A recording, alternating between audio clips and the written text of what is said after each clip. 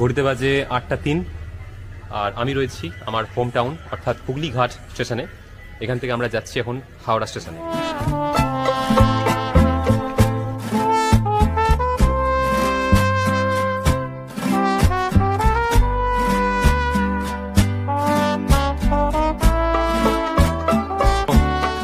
গাড়ির অ্যানাউন্সমেন্ট হয়নি, আর এই হচ্ছে হুগলিঘাট স্টেশন।